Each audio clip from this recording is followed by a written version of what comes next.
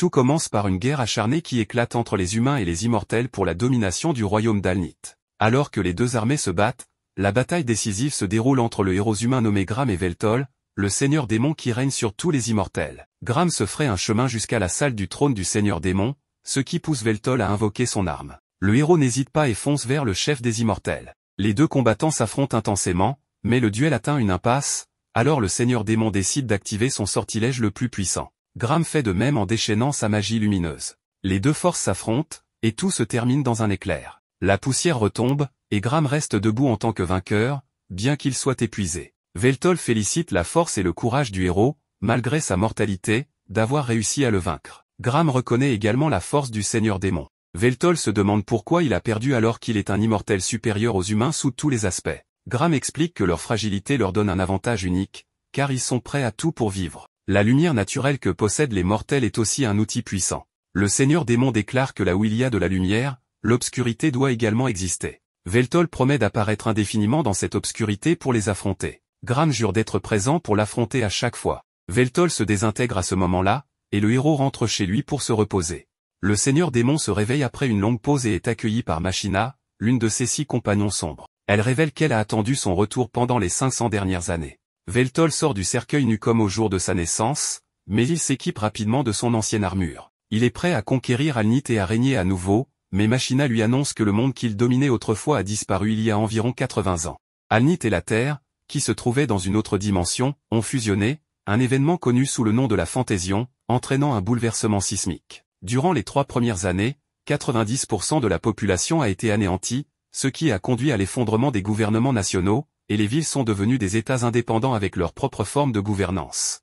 2 grandes guerres ont éclaté entre ces cités-États, mais à l'heure actuelle, elles vivent une période de guérison de ces conflits. La Terre possédait une technologie avancée, tandis qu'Alnith maîtrisait la magie technologie, ces 2 systèmes se sont naturellement fusionnés, entraînant des avancées rapides. L'année actuelle est l'an 2099 de l'ère fusionnelle. Veltol est stupéfait lorsqu'ils sortent dans le centre-ville, les énormes gratte-ciel, les lumières néons et les voitures volantes laissant le seigneur démon sans voix. Il ne peut pas croire que la civilisation mortelle ait autant progressé. Machina se fait bousculer par un grand gaillard alors qu'elle essaie d'empêcher le seigneur démon de s'éloigner. Veltol est choqué par l'insolence de l'homme qui ose entrer en collision avec l'un des 6 compagnons sombres. Le démon se prépare à lancer un sort pour faire payer les mortels pour leur insolence.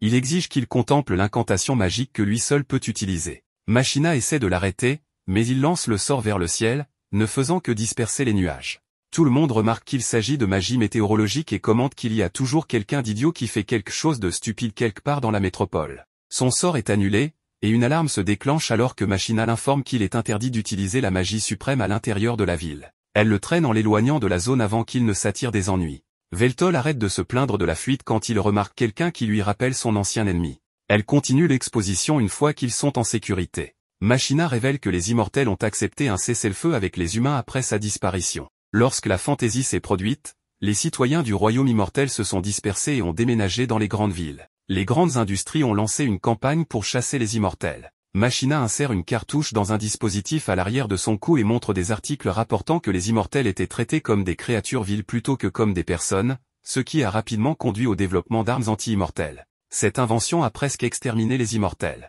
Veltol veut savoir ce qui est arrivé aux autres membres des 6 compagnons sombres. On lui révèle que tous les piliers sont portés disparus. Zenoll s'est sacrifié en se jetant sur l'ennemi pour permettre à Machina de s'échapper, car seuls elle et Ralshin savent comment ressusciter le seigneur démon. Veltol n'est pas surpris d'apprendre cela, sachant que la loyauté de Zenoll a toujours été profonde. Il demande des nouvelles de Marcus, le dernier membre des 6. Machina devient nerveuse et tente de changer de sujet en offrant au seigneur démon une boisson pour apaiser sa gorge, irritée par l'air pollué. Elle sait que cela n'affecte pas son maître, mais elle le supplie tout de même d'attendre. Veltol apprécie les publicités sur les panneaux lorsqu'il remarque les terres dans l'air se rassembler autour de Takahashi. Elle claque des doigts et change toutes les publicités en vidéos indécentes. La femme rit doucement en se préparant à partir, mais Veltol attire son attention et lui demande pourquoi elle a fait cela. Takahashi fait semblant d'ignorer la question, jusqu'à ce qu'il lui fasse remarquer qu'il a vu les terres vaciller autour d'elle juste avant que les projections ne changent. Elle est stupéfaite d'apprendre qu'il a découvert son piratage à partir de ces fluctuations et refuse de le croire. Elle exige de savoir qui il est, alors Veltol ouvre grand les bras en proclamant qu'il est le seigneur démon. Takahashi pense qu'il plaisante et lui demande sa véritable identité. Il ignore sa demande en affirmant qu'il ne comprend pas le principe derrière ce qu'elle a fait, même s'il peut le percevoir, et qu'il peut dire qu'elle est une experte. En entendant cela, elle devient timide et essaie de se montrer modeste. Elle baisse sa garde et explique que ce qu'elle a fait s'appelle le piratage d'éther. Takahashi ajoute qu'elle prend des missions dangereuses et potentiellement mortelles parce qu'elle est une pirate d'éther. Il existe un défaut fatal dans le programme des affichages holographiques fabriqués par IMI, qui sont majoritairement utilisés dans la ville de Shinjuku. Elle donne ensuite une longue explication sur le fait qu'elle fait cela en guise de protestation contre IMI, qui impose des réglementations strictes et des filtres sur Internet. La hackeuse est d'avis qu'Internet devrait être un espace de véritable liberté. Mais Veltol n'a pas de temps à perdre avec ce qu'il considère comme des absurdités. Il veut seulement savoir où il peut trouver Marcus. Takahashi pointe l'un des plus hauts bâtiments, informant le seigneur démon qu'il pourrait y trouver sa cible. Il arrive à Ishimaru Heavy Magic Industries, alias IMI. Le seigneur démon se dirige vers la réceptionniste robotique en demandant Marcus. L'assistante de ce dernier, Kinohara, descend pour révéler qu'il l'attendait. Ils prennent un ascenseur où il apprend que la mascotte de l'entreprise, Ishari, est la créature qu'il a vue dans le hall. Kinohara révèle qu'il prévoit de lancer une campagne autour d'elle. Leur conversation s'arrête lorsqu'ils arrivent au dernier étage. Veltol entre, et Marcus remarque que cela fait longtemps. Veltol rappelle à son subordonné qu'il est irrespectueux de rester assis en s'adressant à lui. Marcus questionne le seigneur démon sur ce qui l'amène dans son bureau. Le seigneur démon est surpris qu'il ne célèbre pas sa résurrection et aborde le sujet principal, il veut que Marcus l'aide à reconstruire le royaume immortel pour qu'il puisse dominer le monde à nouveau. En entendant cela, Marcus éclate de rire avant de refuser simplement. Il ne s'adresse même pas à son roi avec respect, l'appelant simplement par son prénom. Veltol recule pour lancer un sort en réponse à cette insolence, mais Kinohara invoque son épée de dragon et coupe la main du seigneur démon alors qu'il esquive. Il est surpris de la voir utiliser la magie de forge d'armement, mais son patron lui ordonne de se retirer. Marcus note à quel point Veltol s'est affaibli, car dans le passé, cette coupure aurait été scellée aussitôt infligée, et il n'aurait même pas perdu une goutte de sang. Marcus pense que c'est une blague si Veltol croit pouvoir affronter son monde avec son pouvoir actuel. Il révèle que la foi et la peur qui donnaient à Veltol son autorité ont depuis longtemps disparu. Marcus n'a pas l'intention de se soumettre à un chef aussi faible et lui ordonne de disparaître de sa vue, mais il pourrait coopérer s'il le supplie. Le seigneur démon accumule son pouvoir en rappelant à Marcus qu'il ne peut pas le vaincre. Cependant, le sort de Veltol est immédiatement brisé à sa grande surprise. Marcus déclare qu'il est 2 étapes trop lent. Le traître révèle que l'implant familia est la raison pour laquelle il peut lancer des sorts sans incantation, ce qui était auparavant une capacité exclusive à Veltol. Il est de notoriété publique qu'il faut 5 étapes pour activer la magie, l'initialisation, la construction, l'expansion, l'incantation et la proclamation.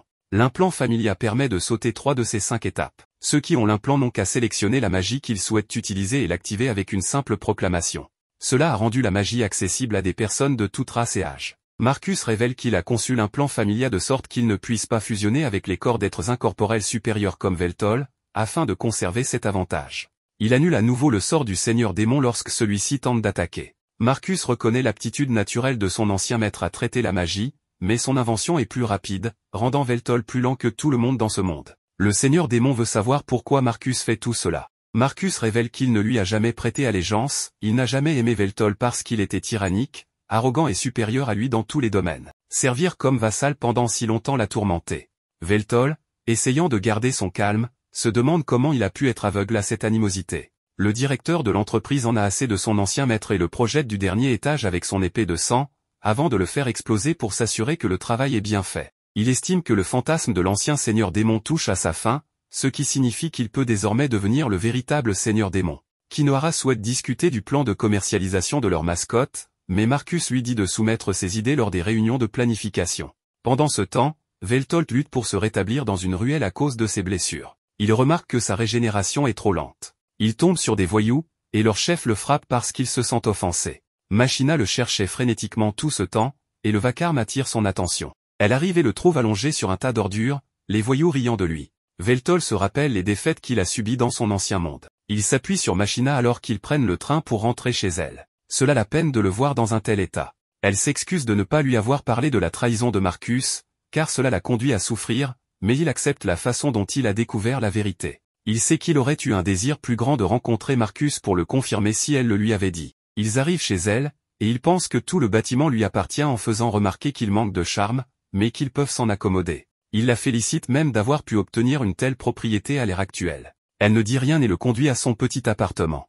Veltol croit que c'est un entrepôt, mais elle lui dit clairement que c'est sa résidence. Elle a un emploi mal rémunéré. Le seigneur démon la serre dans ses bras en reconnaissant sa loyauté, ce qui la pousse à pleurer en disant qu'elle ne mérite pas de tels éloges. Cette nuit-là, Machina fait un rêve vif dans lequel elle est jetée dans un volcan en éruption, car les mortels de son ancien monde la tenaient responsable d'une calamité qui les avait frappés. Juste avant qu'elle ne touche la lave, Veltol arrive à la dernière seconde pour la sauver. Il la remonte et admire sa beauté, remarquant que son âme brille aussi fort et ardente que le soleil. Il exprime que ce serait une tragédie qu'elle périsse dans un tel endroit, et lui offre une chance de se dévouer à lui. Alors qu'elle tend la main pour saisir la sienne, le réveil sonne, la ramenant à la réalité. Agacée, elle ordonne au réveil de s'arrêter et se réveille à côté du seigneur démon endormi à ses côtés. Machina se lève tôt pour préparer le petit déjeuner, tandis que son avatar système lui fournit les mises à jour sur la météo et lui assure que son système familial fonctionne normalement. Elle réveille respectueusement Veltol, qui commente qu'il n'a jamais vu une telle nourriture auparavant, bien qu'elle ait une odeur délicieuse. Après avoir goûté à tout ce qui est sur l'assiette, il admet qu'il apprécie, ce qui rend Machina heureuse. Elle lui sert ensuite du thé pour aider à faire passer le repas. Pendant le petit déjeuner, Veltol demande des nouvelles des autres immortels. Machina révèle que beaucoup ont récemment disparu, et elle a perdu le contact avec ses proches Z, Ornar et Palmlock. Elle espère qu'ils sont simplement en train de se cacher. Elle rassure le seigneur démon en lui disant que les chasses aux immortels ont pris fin il y a des décennies et que l'antipathie des humains envers leur espèce a diminué. Le but principal des chasses était de consolider la position de Marcus, et maintenant qu'il est au sommet, il n'a aucune raison de les relancer. Lorsque Machina a visité les chambres de ses Z après avoir perdu le contact, elle a trouvé des signes de lutte et des notes griffonnées à la hâte mentionnant un fourneau à immortels. Elle prie pour leur sécurité. Alors que Veltol tend la main pour prendre son thé, il le renverse accidentellement, n'étant pas encore complètement remis de ses blessures. Il note que ce ne sont pas seulement ses capacités de régénération qui sont affaiblies, tous ses pouvoirs ont diminué depuis sa résurrection. S'il avait été à pleine puissance, son sort météorologique aurait complètement dégagé le ciel. Machina explique que la foi en lui a décliné à l'époque moderne, il n'est mentionné que dans les discussions historiques, et peu de gens le révèrent encore. Veltol la rassure, promettant de reconstruire progressivement son culte, et utilise un sort pour nettoyer le thé renversé. Se sentant agité, Veltol décide de ne pas rester inactif, alors Machina lui propose de faire du shopping. Ils se rendent dans un magasin de vêtements pour lui trouver de nouveaux habits. Veltol monte sur une plaque de scan 3D pour prendre ses mesures, et bien que Machina aurait préféré préparer des vêtements de meilleure qualité, Veltol est satisfait. Elle demande au système de sélectionner la meilleure tenue dans son budget, et Veltol apprécie un survêtement assorti à un t-shirt Seigneur Démon. Il est surpris lorsque le paiement est automatiquement déduit de son compte de manière numérique. Après cela, il s'arrête pour manger, et Veltol admet à contre-cœur que malgré la trahison de Marcus, le système familial est révolutionnaire. Machina est d'accord, notant que ses fonctions basées sur la magie, ainsi que la capacité de recueillir des informations et de communiquer instantanément sans appareils externes, ont transformé la vie quotidienne. Veltol examine le dispositif sur elle, et elle avoue que bien que cela lui ait paru étrange au début, elle s'y est habituée. Bien qu'il ne soit pas indispensable, il rend la vie nettement plus facile. De retour à la maison, Veltol annonce son intention de commencer à travailler. Machina s'oppose à l'idée, estimant que de telles tâches sont indignes de lui et se porte volontaire pour prendre des heures supplémentaires pour les soutenir. Cependant, Veltol insiste sur le fait que les temps ont changé, et qu'il doit s'adapter. Il ne la laissera pas porter seul le fardeau de pourvoir à leurs besoins. Il a toujours des ambitions de conquérir le monde, mais il sait qu'il ne peut pas y parvenir seul. Veltol demande à Machina si elle est prête à renouveler son serment de loyauté. Sans hésitation, elle le fait. Le jour suivant, Veltol part à la recherche d'un emploi. Machina souhaite l'accompagner, mais il lui rappelle que ses revenus actuels sont leur source de survie, alors elle doit se concentrer sur son travail et cesser de s'inquiéter. Elle lui donne un téléphone contenant un peu d'argent pour qu'il puisse s'acheter à manger. Le dispositif permet aussi à Machina de le suivre et il peut la contacter en cas de besoin.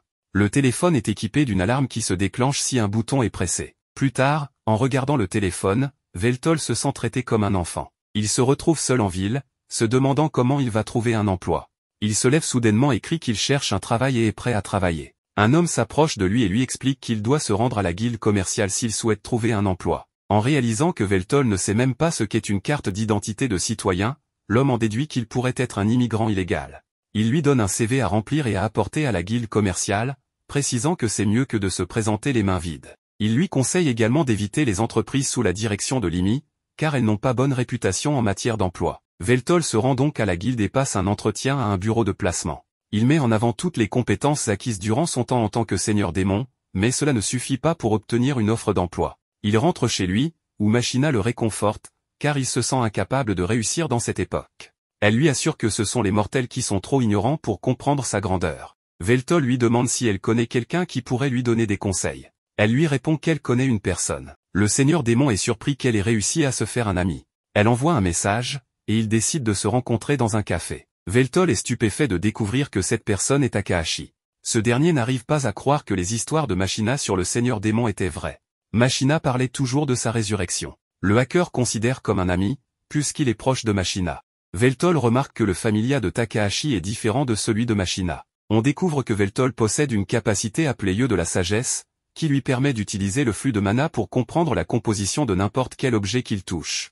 Takahashi devine que c'est ainsi que Veltol a pu détecter son hacking. Veltol admet qu'il a une idée générale du fonctionnement du familia, mais qu'il ne peut pas l'analyser complètement. La conversation change de sujet lorsque Machina demande à son ami s'il peut trouver un travail à Veltol. Il leur apprend qu'il a été rejeté par la guilde parce qu'il n'a pas de familia. Le démon explique clairement qu'il ne peut pas se faire implanter un tel dispositif. Il exprime son désir de faire en sorte que son existence soit connue dans le monde entier. Takahashi, remarquant son apparence physique et sa manière unique de parler, lui suggère de devenir streamer. Rapidement, le Seigneur Démon se présente au monde après avoir mis en place son équipement. L'histoire continue avec le roi démon Veltol qui regarde la télévision, totalement fasciné, car c'est la première fois qu'il voit une telle chose. Takahashi lui explique qu'il s'agit de streaming en direct, où les gens diffusent en jouant à des jeux vidéo, en parlant, en chantant, ou en faisant n'importe quoi pour gagner de l'argent grâce aux publicités et aux dons des spectateurs. Une fois célèbres, ils peuvent même décrocher des contrats. Veltol exprime l'envie d'essayer quelque chose de similaire malgré sa compréhension limitée. Takahashi le rassure, affirmant que c'est en fait assez simple, l'équipement est peut-être un peu vieux, mais c'est ainsi qu'il a commencé, et il peut lui prêter son ancien matériel YouTube. Dès que Veltol commencera à gagner de l'argent, il pourra acheter du matériel de meilleure qualité. Cependant, Machina exprime ses inquiétudes, refusant que Veltol se lance dans un travail aussi risqué et instable. Elle souligne qu'une chaîne peut être fermée du jour au lendemain, ce qui arrive souvent. Takahashi l'encourage en affirmant que Veltol a une personnalité incroyable et une voix fantastique, ce qui lui permettra de devenir célèbre rapidement. Lentement, Machina commence à se laisser convaincre et demande à Veltol ce qu'il en pense. Veltol réfléchit un moment avant de déclarer qu'il devrait essayer. La scène se déplace ensuite chez Machina, où Veltol parle du réseau Ether. Il le décrit comme un moyen permettant à chacun de partager ses points de vue sans restriction de temps ni de lieu, capable de diffuser de l'information et d'influencer bien au-delà de ce qui était possible de son vivant. Il affirme cependant qu'il est pratiquement impossible de discerner la vérité dans le flot écrasant d'informations partagées, et que les gens sont emportés vers une conscience collective sous le prétexte de la liberté. Cette prise de conscience partagée devient teintée de paresse et de malveillance, les entraînant vers le fond. En d'autres termes, ce monde peut être dirigé vers n'importe quelle fin jugée appropriée. Alors qu'il se tourne vers Machina, il la trouve en train de siroter un jus, à peine attentive. Elle s'excuse en expliquant que cette posture est la forme ultime d'excuse. Il lui dit de se lever, ajoutant qu'elle n'a pas besoin de faire cela. Elle le remercie, exprimant qu'après avoir vécu seule si longtemps, elle ne se sent plus seule maintenant qu'il est là. Elle s'excuse à nouveau pour son comportement impoli, et il la rassure, affirmant que chacun a sa propre nature. Plus tard, Takahashi arrive et livre le matériel via des drones, affirmant que cet équipement devrait convenir. Machina reste inquiète quant à la rentabilité d'un live stream. Takahashi la rassure, lui rappelant leur amitié de longue date, et propose d'essayer avec Veltol. Ce dernier installe rapidement l'ordinateur, prend les manettes et essaie un jeu, mais échoue immédiatement en trouvant cela très difficile. Il persévère malgré de nombreux échecs. Machina remarque que les chances de succès semblent s'amenuiser si cela continue ainsi, mais Takahashi répond que ce n'est pas totalement vrai, car ce genre de lutte peut être très attachant. Elle souligne que Veltol est beau et a une voix charmante, et que les compétences viendront plus tard. Elle rappelle que ce ne sera pas facile, car environ 5 millions de streamers existent dans le monde, et moins de 1% gagnent suffisamment pour vivre confortablement. Il commence à réfléchir à la meilleure façon de lancer ses streams. Machina suggère qu'il partage un de ses discours de guerre de l'époque où il régnait. Veltol tente en déclarant « Mortels insensés, préparez-vous à la terreur. Je suis le roi démon, venu vous offrir le plus grand moment de vos vies limitées en apportant le chaos de la guerre. » Machina applaudit ses paroles passionnées, et Takahashi estime qu'ils sont sur la bonne voie, mais que cela doit être plus divertissant. Elle décide de lui enseigner les bases du streaming. Elle lui montre comment faire un bon stream, diffusé quotidiennement ou au moins régulièrement pour que la chaîne grandisse rapidement, même si personne ne regarde au début, continuer à parler du contenu du jeu, éviter de rester silencieux, et se méfier des comportements sexuellement explicites ou discriminatoires, qui pourraient avoir des conséquences négatives, voire entraîner la suspension du compte. Elle demande aussi à Machina de ne pas apparaître ni faire de bruit pendant les streams. Takahashi promet d'informer ses contacts pour promouvoir la chaîne de Veltol, prenant en charge les frais de promotion. Ainsi, Veltol commence son aventure sur sa chaîne. Le nombre d'abonnés augmente jour après jour, mais les spectateurs ne cessent de se moquer de lui et de l'insulter à cause de son manque de compétences en jeu. Certains commentent qu'il semble venir d'une autre époque, ou que son jeu d'acteur paraît évident et qu'il ne comprend rien. Certains vont même jusqu'à le bloquer, mais Veltol reste impassible face à ces remarques. Les abonnements de Veltol continuèrent d'augmenter jusqu'à atteindre 500 000, marquant une étape importante. Chaque jour, il gagnait de nouvelles compétences et enrichissait ses connaissances. Malgré les progrès, Machina ressentait de la tristesse en voyant les gens le traiter durement. Veltol la rassura en lui disant qu'il était habitué à ce genre de traitement et qu'il savait dès le départ que ce ne serait pas facile. Il précisa que ce n'était que le début. En moins de 10 jours, il atteignit 1 million d'abonnés. Veltol salua ses abonnés avec enthousiasme en leur demandant comment s'était passée leur journée, se présentant comme le roi démon. Il commença à jouer, animé par l'excitation, car les gens commençaient à l'apprécier. Veltol, heureux de ses progrès, décida de sortir se promener. Machina lui proposa de préparer le dîner pour son retour. En se promenant dans les rues, Veltol aperçut une silhouette familière de son passé, Graham. Cette rencontre fit remonter des souvenirs vieux de 500 ans, à l'époque où Graham s'occupait de sa sœur malade. Il avait promis de rapporter des herbes médicinales pour la soigner, et son père lui avait donné une épée pour se protéger, car la forêt regorgeait de créatures dangereuses. Graham était parti, avait affronté des menaces, et avait récupéré les herbes. Mais à son retour, toute sa famille a été décimée par l'armée du roi démon. Dans le présent, Veltol et Graham s'assirent pour partager un repas. Veltol s'étonna de voir à quel point la nourriture s'était améliorée par rapport à ce dont il se souvenait. Graham exprima son incrédulité en mangeant aux côtés de l'ennemi qui avait tué sa famille et ses amis. Veltol répondit qu'il partageait ce sentiment, ayant perdu de nombreux partisans à cause de Graham. Cependant, il avoua ne ressentir ni colère ni haine à son égard,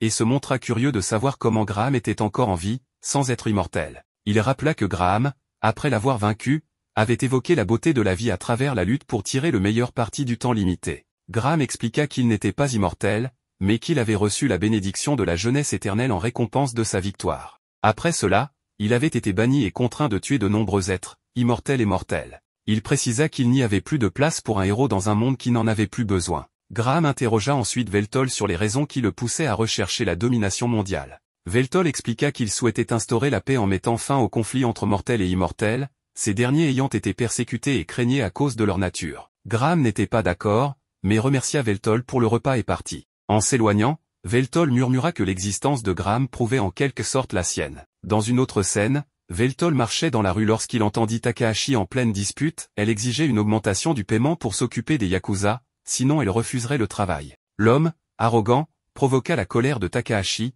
qui le qualifia de lâche. Le géant leva la main pour la frapper, mais Veltol intervint, bloquant son geste et l'intimant de reculer. Le géant le reconnut et tenta de le menacer, mais Veltol répliqua avec un coup puissant, le laissant à terre, incapable de bouger. Takahashi le remercia et Veltol lui demanda des informations sur l'homme. Elle expliqua qu'il était censé être son garde du corps, mais qu'il ne causait que des problèmes. Elle suggéra à Veltol de la remplacer, ajoutant qu'elle le paierait pour ce travail. La scène suivante montre Kinohara rapportant à son commandant que la purge avait été achevée et que le plan avançait sans accroc. Elle évoqua également la possibilité de créer un halo prochainement, et le commandant annonça qu'il participerait. Dans un autre moment, Veltol demanda à Takahashi des détails sur son activité. Elle révéla qu'il s'agissait de vol. Veltol comprit qu'il devait distraire les gardes pour permettre à Takahashi de voler en toute sécurité. Elle sourit devant son esprit vif. Pendant qu'elle se faufilait pour observer les lieux, Veltol détruisit un mur métallique et neutralisa un garde en le projetant au sol. Takahashi, impressionné, ne cacha pas son étonnement devant sa force.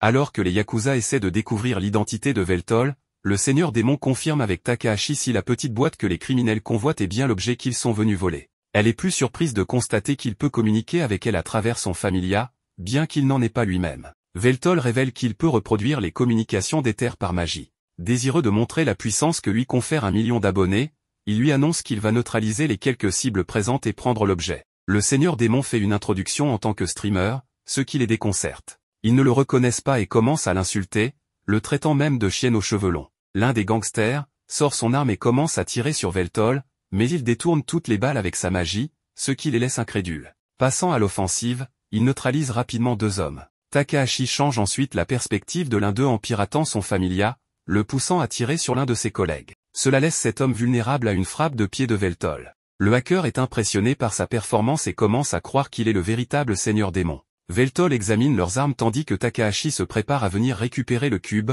mais il lui demande de ne pas encore se montrer. Soudain, Veltol est projeté hors de l'entrepôt par une entité camouflée. Il tire quelques balles sur son nouvel adversaire, qui désactive son camouflage, révélant une magie no gear de 4e génération appelée Ashed Down. Takahashi est abasourdi, car aucun Yakuza ne devrait posséder une telle arme, seules les forces spéciales de la garde de la ville en sont équipées. Veltol la trouve magnifique, mais le hacker le prévient de fuir. Confiant, il continue de tirer pour estimer l'état de son pouvoir original. Le robot riposte avec une arme surchauffée en forme d'épée. Veltol esquive les tirs et contre-attaque avec une explosion magique, bien qu'il sache déjà que cela ne suffira pas à détruire un tel robot. Comme prévu, le robot bloque l'attaque avec un bouclier. Le Seigneur Démon est certain qu'il aurait pu percer ses défenses s'il était à pleine puissance. Il décide alors de prendre les choses au sérieux en équipant son armure de combat et en invoquant une arme en forme de lance. Hachette Down transforme son arme en une épée surchauffée, et le pouvoir qui en émane inquiète Takahashi pour la sécurité de Veltol. Mais le Seigneur Démon, excité par le défi du robot, se lance dans un combat rapproché intense. Impressionné par la compétence de son adversaire, Veltol l'encourage à combattre à pleine puissance. Hachette Down charge son épée et, dans un éclair, parvient à couper le bras et la tête du Seigneur Démon. Le robot, croyant avoir éliminé sa cible, se prépare à récupérer l'objet, mais il est troublé de voir la tête du Seigneur Démon le narguer, lui disant que le combat n'est pas fini. Veltol explique que le pilote du robot a peut-être subi un entraînement rigoureux mais qu'il manque d'expérience réelle au combat. Après avoir rattaché ses membres, Veltol invoque son épée principale et découpe rapidement le robot. Ce dernier, réalisant son échec, s'éteint en signalant sa défaite. Takahashi sort de sa cachette après la bataille. Veltol lui remet le cube, mais elle est légèrement troublée par ce qu'elle vient de voir. Le Seigneur Démon est impressionné par les armes dont les humains disposent, qui peuvent élever leur puissance à un tel niveau. Il trouve cette époque terrifiante. Le hacker, quant à elle, considère Veltol comme un phénomène pour avoir vaincu un Hachette Down à lui seul. Cependant, elle panique en remarquant qu'il s'agit d'une unité de l'IMI, indiquant leur implication dans cette affaire, ce qui aggrave les risques. Elle regrette même d'avoir accepté ce travail. Examinant de plus près le dispositif de stockage, elle révèle qu'il est fait de mithril. Veltol trouve cela un peu contraire à l'éthique, mais elle précise que le client s'attendrait à ce qu'elle l'examine. Elle l'ouvre, et bien qu'il paraisse vide au départ, Takahashi utilise ses compétences de piratage pour dévoiler son contenu, une liste d'immortels. Veltol reconnaît certains noms sur la liste comme étant ceux de ses sujets, mais est soulagé de ne pas y trouver le nom de Machina. Takahashi tente de joindre son client pour en savoir plus, sans succès. Il décide donc de se rendre à son immeuble. Situé au 13e étage, Eju est bien connu dans leur milieu, et le hacker utilise ses compétences pour accéder au bâtiment. Veltol, quant à lui, confesse qu'il aime appuyer sur les boutons dans l'ascenseur, alors elle le laisse faire. Une fois arrivé, Takahashi trouve étrange que Veltol lui dise que les pièges au sol sont désactivés, et il se méfie davantage en voyant la porte d'entrée ouverte. Une odeur nauséabonde les accueille lorsqu'ils entrent, et ils avancent prudemment jusqu'à trouver Eju dans une pièce dédiée aux ordinateurs. Il est trop tard, Eju a été éliminé. Veltol le reconnaît comme l'homme qui lui avait offert un travail, mais en examinant ses blessures, il constate qu'il a été poignardé au cœur et au cou. Les blessures semblent dater de plusieurs jours, ce qui indique un meurtre professionnel. Takahashi suppose que quelqu'un aurait pu engager un assassin par vengeance, mais cela n'explique pas la destruction de son familia. Ils en concluent que l'objectif principal était probablement de voler les informations du dispositif de stockage. Le hacker pense que cela pourrait être lié au travail qu'elle a accepté. Elle est convaincue qu'Eju avait stocké des données ailleurs, car le familia, toujours en ligne, est le pire endroit pour cacher des informations. En cherchant un peu, elle découvre un compartiment caché contenant un ordinateur portable. À sa grande surprise, il n'y a pas de mot de passe, mais tous les fichiers semblent corrompus. Veltol remarque quelque chose d'étrange dans l'agencement des fichiers. Takahashi découvre une astuce, et d'autres dossiers disparaissent pour révéler une vidéo préenregistrée par Eju. Dans cette vidéo, Eju commence par indiquer que s'il la visionne, c'est qu'il est probablement mort. Il va droit au but, une terrible menace plane sur la ville. Le réacteur d'éther, qui alimente la métropole, repose sur un réseau de lignes d'éther naturelles. Comme elle ne suffisait pas, un nouveau projet énergétique a vu le jour, le projet de fournaise d'immortels. Ce projet consiste à brûler des immortels, dont les âmes libèrent de grandes quantités d'éther lorsqu'elles sont consumées, fournissant ainsi une énergie équivalente à celle de milliers de mortels. Plus l'immortel est puissant, plus l'énergie produite est grande. Les individus ayant participé à la création de cette fournaise ont également été éliminés pour garder le secret. Eju révèle que ceux de l'IMI appellent les immortels du bois de chauffage, et que l'IMI est constamment à la recherche de carburant. Dans le passé, Eju a échappé à un assassin alors qu'il rassemblait des informations sur ce sujet. Récemment, il a appris que les Yakuza vendaient une liste d'immortels connus à l'IMI, ce qui indique qu'il manque de bois. Enragé d'entendre cela, Veltol réalise l'ampleur de l'horreur qui se cache derrière ce projet. Takahashi propose de signaler le corps de Eju à la garde de la ville pour qu'il s'en occupe. En quittant les lieux, Veltol essaie de joindre Machina pour la tenir informée, mais elle ne répond pas, laissant Veltol envahi par un sentiment de crainte. Pendant ce temps, un drone espionne l'appartement de Machina, toujours en sécurité à l'intérieur, mais sans se douter des événements qui approchent. Alors qu'elle se demande quoi cuisiner pour le dîner, quelqu'un sonne à la porte. Lorsqu'elle ouvre, elle voit le visage hideux de Marcus et le frappe immédiatement avec son sortilège le plus puissant, l'expulsant de chez elle. Cependant, Marcus ne subit aucun dégât et lui rappelle que ce n'est pas ainsi qu'on accueille un vieil ami. Machina sort, portant son armure démoniaque, et ordonne à Marcus d'arrêter de jouer les idiots, sachant qu'il est là pour la détruire. Elle désactive son familia et se déconnecte avant d'attaquer Marcus. Elle lance un sort puissant sous ses pieds, mais il évite facilement l'attaque et invoque des épées de sang pour la frapper. Machina réplique avec des flèches magiques, neutralisant ainsi son attaque. Marcus remarque qu'ils sont à égalité, mais Machina bondit soudainement et lui saisit la main, y plantant un sort qu'elle fait exploser, envoyant son bras voler. Il le régénère presque instantanément et invoque une forme avancée de ses épées de sang. Machina se protège avec une barrière magique, mais Marcus fait exploser les épées avec un claquement de doigts. Malgré l'ampleur des explosions, Machina reste indemne et plaisante qu'elle aurait dû souscrire une assurance incendie pour son domicile, précisant qu'elle enverra la facture à Amy. Une voix lui répond de l'envoyer directement au PDG. Soudain, la secrétaire de Marcus surgit de la fumée pour attaquer Machina, mais cette dernière esquive grâce à un sort d'illusion, sachant bien que Marcus n'aurait pas osé venir seul. Alors qu'elle est sur le point de se débarrasser de la secrétaire, Marcus utilise une capacité spéciale de son familia pour interrompre son sort, et la secrétaire en profite pour la poignarder dans le dos, l'immobilisant au sol. Machina perd toute sa force, incapable de bouger, tandis que Marcus félicite sa secrétaire, qui lui reproche d'avoir été trop joueur et de ne pas avoir désactivé la familia de Machina dès le début. Il répond qu'il ne pouvait pas laisser passer une telle opportunité. Il se tourne ensuite vers Machina, qui le maudit. Marcus, amusé, lui explique qu'il a simplement désactivé son familia pour la rendre impuissante. Machina n'en croit pas ses oreilles, car son familia fonctionne en mode autonome et était déconnecté, donc impossible à pirater. Marcus lui révèle alors qu'il est l'inventeur du familia et utilise un prototype pour désactiver le sien de force. Il déclare fièrement être invincible grâce à la technologie et explique qu'il veut devenir le véritable seigneur démon. Plutôt que de conquérir par la force, qu'il juge barbare, il veut contrôler toute l'information et la technologie pour dominer le monde. Il écrase Machina en affirmant qu'il deviendra un seigneur démon parfait, plus puissant que Veltol, et elle ne peut que pleurer alors qu'il l'emmène pour l'envoyer au four immortel. Peu après, Veltol et Takahashi arrivent sur les lieux et trouvent les restes calcinés du bâtiment, la seule chose intacte étant une manette de PS4, rappelant à Veltol les moments passés avec Machina. Takahashi le ramène à la réalité, lui disant qu'ils doivent retrouver Machina avant qu'il ne soit trop tard. Veltol ne sait pas comment s'y prendre, mais Takahashi lui indique un drone, expliquant qu'elle pourra pirater les nombreux drones de livraison en ville pour consulter les enregistrements vidéo et retrouver sa trace. Elle commence à pirater les serveurs de l'entreprise de drones et découvre des images de l'explosion causée par des attaques magiques. Takahashi en avait déjà une idée, mais elle trouve ensuite une photo montrant Marcus se dirigeant vers la porte de Machina et la secrétaire se cachant en bas. Elle envoie à Veltol un diaporama montrant précisément ce qui s'est passé,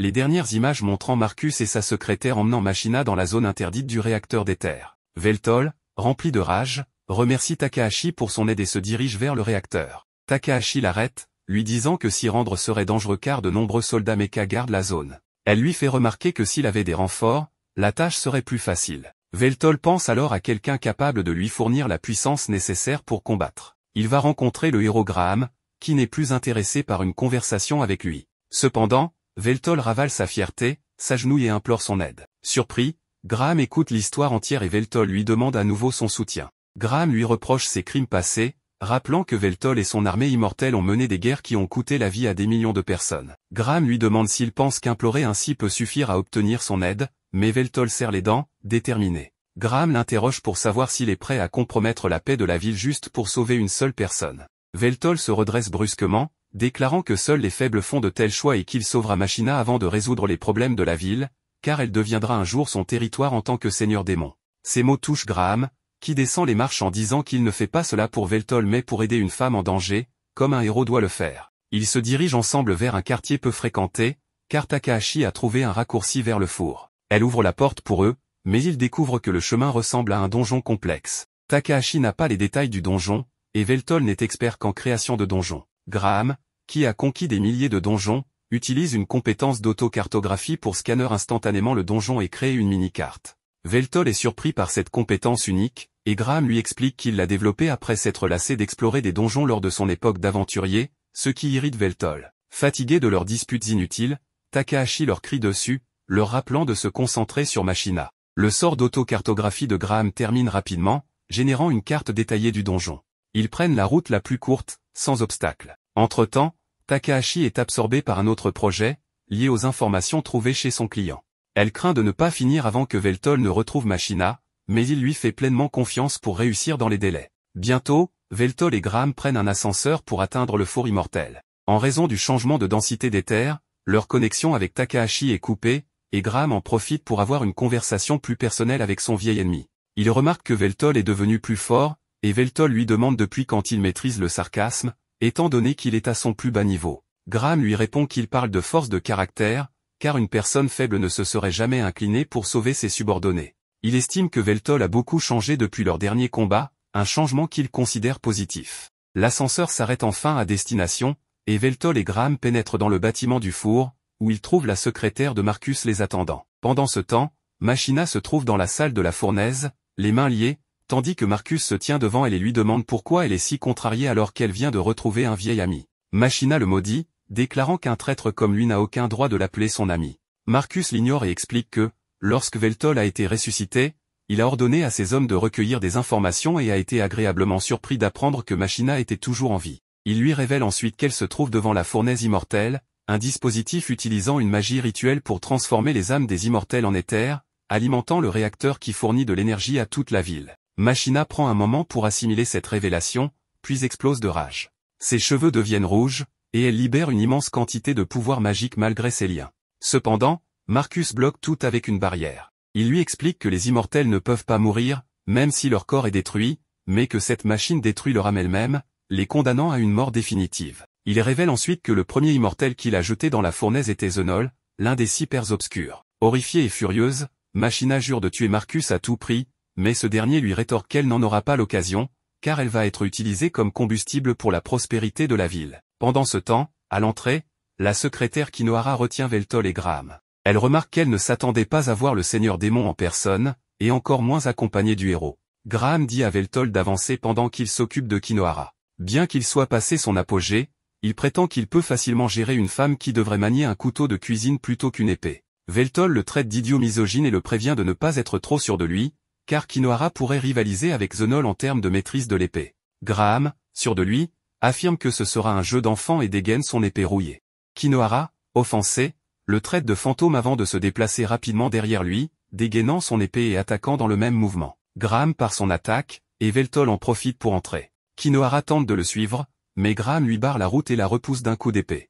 Veltol lui dit de ne pas mourir durant ce combat, tandis qu'il saute dans le vide. Kinohara déclare à Graham que son époque est révolue et qu'elle va le reléguer au passé. Elle active alors un sort semblable à une expansion de domaine, aveuglant Graham avec une lumière éclatante avant de l'attaquer et de l'envoyer contre un mur. Graham en sort indemne, mais il remarque que Kinohara porte désormais une armure blanche et élégante. Il réalise qu'il s'agit d'un Magino Gear, et Kinohara confirme qu'il s'agit d'une nouvelle génération de cette armure mecha, plus légère, plus puissante et plus efficace que l'ancienne. Graham, lassé de son discours commercial, remarque soudain que ses mains tremblent après avoir subi l'attaque précédente. Kinohara charge alors et le pousse le long du bâtiment, affirmant qu'il devrait être honoré de servir de cobaye pour cette technologie de pointe. Graham lui rétorque qu'il ne lui a jamais demandé une description détaillée de son produit. Kinohara l'interrompt d'un coup en disant que tout chez lui, de ses armes à sa technique, est dépassé, tandis qu'elle utilise la technologie la plus récente. Graham lui dit de parler après l'avoir battu. Kinohara apparaît derrière lui et dégaine son épée pour libérer une attaque de foudre blanche que Graham parvient à bloquer. Il remarque alors un schéma dans ses attaques, chaque fois qu'elle rengaine son épée, la foudre disparaît, et lorsqu'elle la dégaine à nouveau, elle revient.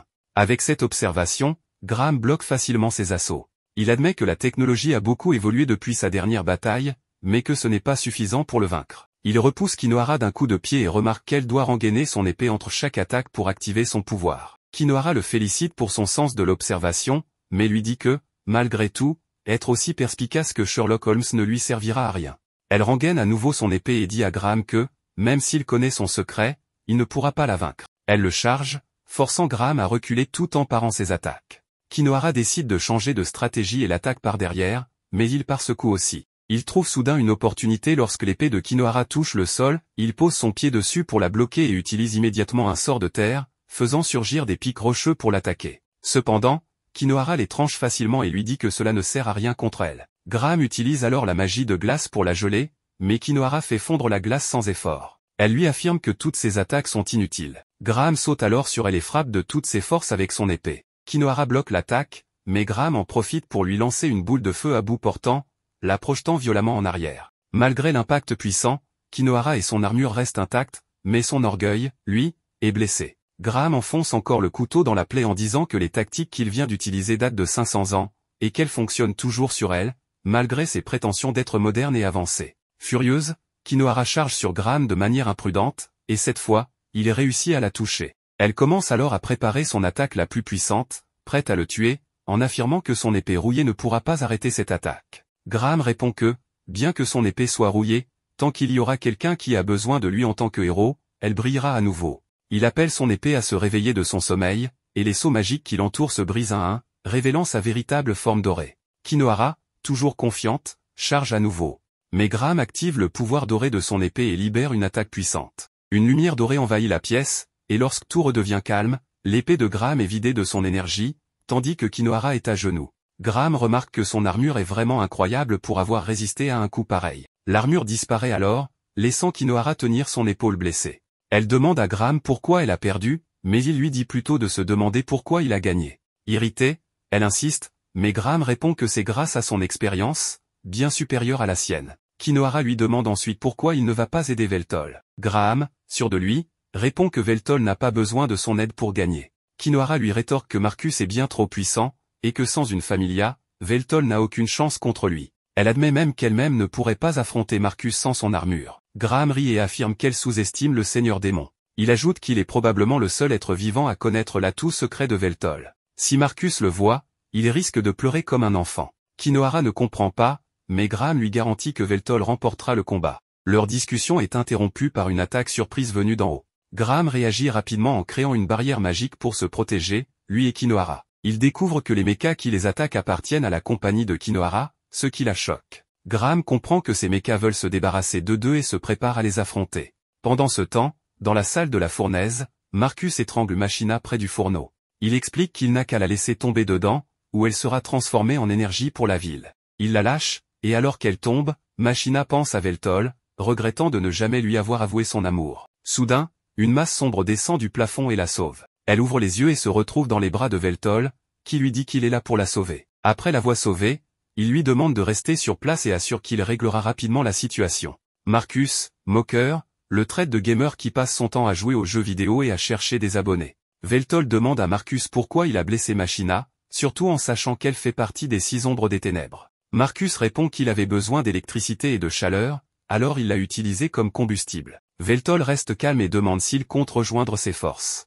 Marcus refuse catégoriquement. À cet instant, Veltol libère son pouvoir, brandit son épée de l'unité et se prépare à en finir avec Marcus. Marcus riposte avec une puissante épée de sang, et son énergie se disperse partout. Malgré cela, Veltol dévie toutes les attaques. Le combat s'intensifie. Marcus transforme ses épées en bombes explosives, provoquant d'énormes destructions. Pourtant, Veltol se montre plus redoutable que Marcus ne l'avait imaginé. Le combat direct commence. Marcus prend son envol et frappe Veltol avec force, le renversant au sol. En se relevant, Veltol accuse Marcus d'avoir insulté et tué d'innombrables innocents. Marcus rit et affirme que personne ne peut le punir, qu'il régnera sur le monde, qu'il réduira Veltol en morceaux et le transformera en combustible. Furieux, Veltol promet de le détruire. Marcus charge à une vitesse incroyable, mais Veltol le localise et lui porte un coup dévastateur qui tranche sa tête. Celle-ci se régénère instantanément.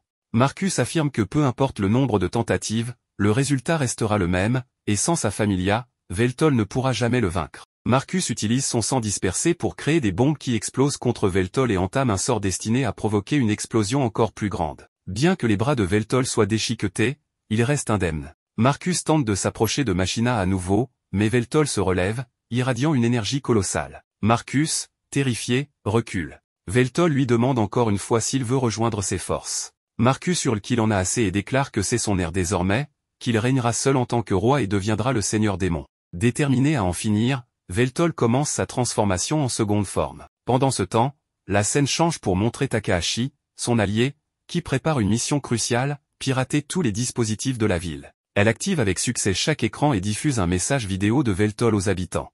Dans la vidéo, Veltol salue les citoyens et leur demande s'ils ressentent de la douleur dans leur vie. Il se présente comme le Seigneur Démon et capte l'attention de son public grâce à son charisme, mais termine en annonçant que ce sera son dernier jeu. Takahashi, brillante hackeuse, se rappelle une conversation où Veltol lui avait demandé de faire connaître son nom par tous les moyens. Bien qu'elle ait douté de réussir, elle avait promis de faire de son mieux. Maintenant, elle sourit en pensant qu'elle a accompli l'impossible pour son ami Veltol. Le message devient le sujet principal de discussion dans toute la ville, rendant Veltol célèbre auprès de tous, jeunes et vieux. De retour sur le champ de bataille, Marcus est paralysé de peur en voyant la véritable forme de Veltol. Ce dernier lui demande s'il a déjà réfléchi à la raison pour laquelle il a construit sa forteresse profondément sous terre ou choisi la salle du trône inversé pour son combat contre le héros. Il explique que tout cela permet d'assumer cette forme, qui est le résultat d'une haute concentration d'énergie des lignes d'éther et d'une foi inébranlable. Voilà ce que Marcus contemple. Veltol poursuit en déclarant que l'échec de Marcus à le vaincre depuis son réveil restera sa plus grande erreur et que la peur qu'il ressent deviendra sa force. Marcus répond que, peu importe la nouvelle forme de Veltol, sa défaite contre le héros il y a 500 ans demeure une vérité indéniable et qu'il ne triomphera pas dans cette ère moderne. Veltol, calmement, lui propose d'essayer par lui-même et promet de corriger ses illusions. Marcus enchaîne les sorts, mais aucun ne fonctionne. Choqué, il demande pourquoi ses sorts échouent.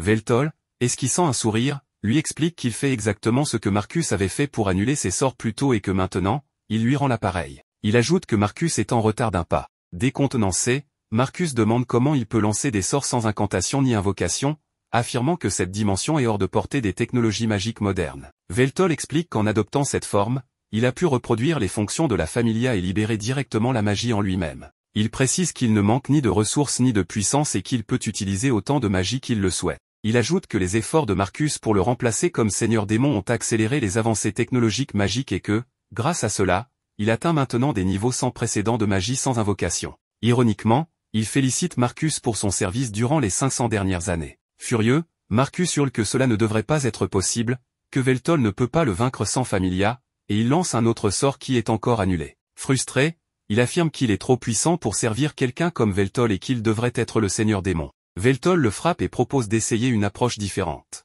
Il invoque une créature monstrueuse surgissant du sol, ce qui terrifie Marcus, qui recule en criant qu'elle ne doit pas le toucher. Veltol explique que la créature, appelée l'homme rieur, contourne la Familia de sa cible et s'empare de sa conscience. Il précise que ce n'est pas une illusion magique mais une image projetée directement dans l'esprit de Marcus. Ce dernier demande si Veltol a vraiment franchi la barrière logique des avancées de la Familia. Veltol rit et admet qu'il trouve Marcus si divertissant qu'il pourrait changer d'avis. Désespéré, Marcus supplie Veltol d'arrêter et promet de rejoindre ses forces. Mais le visage de Veltol s'assombrit, et il lui rappelle qu'il n'y aura pas de troisième chance. Il frappe Marcus avec sa lame. En titubant, Marcus demande si Veltol compte le transformer en combustible et ce qu'il y gagnera. Veltol répond froidement que sa vie alimentera le foyer du Créateur, garantissant son fonctionnement et permettant à cet endroit de perdurer. Enragé, Marcus accuse Veltol de commettre des actes monstrueux similaires aux siens. Veltol ricane et lui rappelle qu'il est le porteur des ténèbres et que ces actes font partie de sa nature. Marcus rétorque que Veltol ne comprend rien au monde et ignore pourquoi il a agi ainsi, affirmant que c'était tout ce qui lui restait de bon. Il étale son sang sur le visage de Veltol et tente un dernier sort, mais en vain. Veltol accepte cet acte comme une ultime offrande et projette Marcus dans l'abîme, où son corps se désintègre. Après la mort de Marcus, Machina est libérée. Veltol reprend sa forme habituelle et s'approche d'elle pour lui demander si elle a eu peur de lui. Machina répond qu'il était l'incarnation de la terreur, ce qui convient bien à un seigneur démon. Veltol acquiesce et explique que, parce qu'il était faible, il avait vu en elle une lueur d'espoir et une vie immortelle. Il ajoute qu'il devait briser cela cette fois, et que c'était tout. Dans la scène suivante, une étudiante est seule en classe, entendant les murmures de ses camarades se moquant d'elle comme d'un échec. Abattue, elle murmure que sa vie est ennuyeuse. Une voix mystérieuse lui murmure soudain une excuse, mais elle l'ignore, résignée à sa solitude. C'est alors que Veltol entre dans la salle et se présente avec un enthousiasme débordant. Mais avant cette partie, on fait un saut en arrière. Après un intense stream de 74 heures, Veltol parvient enfin à vaincre le boss final du jeu. Sa victoire est impressionnante, mais il admet humblement que cela a été plus difficile plus que ce qu'il n'imaginait. Machina, qui regardait tout le stream, est émue aux larmes lorsque Veltol remercie ses spectateurs avant de se déconnecter. Elle le félicite pour avoir triomphé d'un jeu notoirement difficile, mais elle ne peut s'empêcher de s'inquiéter pour sa santé. Elle lui suggère gentiment de faire des pauses toutes les 24 heures lors de ses futurs streams, non seulement pour son bien-être, mais aussi parce qu'il lui manque pendant ses longues sessions. Veltol promet de prendre en compte son conseil et partage une nouvelle excitante, sa chaîne vient d'atteindre 3 millions d'abonnés. Fou de joie, Machina propose de fêter cela avec un repas fait maison ou une sortie sushi. Cependant, Veltol décline, affirmant que ce n'est pas nécessaire. À la place, il révèle quelque chose d'extraordinaire, il a débloqué la seconde forme de son épée sombre. Malgré sa puissance, il hésite à l'utiliser, car elle lui rappelle l'arme légendaire de Graham. Alors que Machina s'assied, Veltol oriente la conversation vers sa prochaine mission, retrouver les 6 pères sombres restants. Il pense que Marcus n'a capturé que Zenol, estimant que Marcus se serait vanté s'il en avait vaincu davantage. Toutefois, les emplacements de Ralshin, Shilwald et May demeurent un mystère. Machina admet qu'elle avait suivi tous les pères sombres avant que le chaos des chasses immortelles ne les disperse. Lorsque Veltol lui demande son aide, elle accepte et suggère de commencer par les archives des piliers, un livre magique consignant les actions et localisations des 6 membres. Malheureusement, ce livre a été perdu après la guerre. Bien que cette perte soit frustrante, Machina note qu'elle a également empêché Marcus d'en tirer profit. Leur discussion est interrompue par l'arrivée de Takahashi. Veltol est surpris d'apprendre qu'elle est encore au lycée malgré ses activités dangereuses. Inquiet, il exprime ses préoccupations, mais Takahashi balaie ses remarques, affirmant qu'elle a ses priorités. Changeant de sujet, Takahashi félicite Veltol pour son stream, assurant que les spectateurs utilisent souvent de longs streams comme bruit de fond. Elle suggère même de monter des extraits pour ceux qui l'auraient manqué. Machina révèle fièrement qu'elle a déjà préparé ses clips. Quand Takahashi sent qu'il cache quelque chose, elle insiste pour être incluse. À contre-cœur, Veltol lui explique leur recherche des archives des piliers, un trésor magique perdu. Enthousiaste face au défi, Takahashi déclare que, en tant que hackeuse, cette mission est faite pour elle. Bien qu'hésitant à impliquer une humaine dans des affaires immortelles, Veltol reconnaît ses compétences et lui permet de participer. Takahashi commence ses recherches en ligne, mais Machina doute qu'elle trouve quoi que ce soit aussi facilement. Takahashi explique qu'elle ne cherche pas l'objet lui-même, mais des endroits où il pourrait être caché, comme des musées ou des centres de recherche. Après quelques recherches, Takahashi découvre une piste, l'école de magie Luxel à Akihabara. Fondée après la guerre des Immortels, cette école est réputée abriter un coffre scellé qui n'a pas été ouvert depuis près de 500 ans.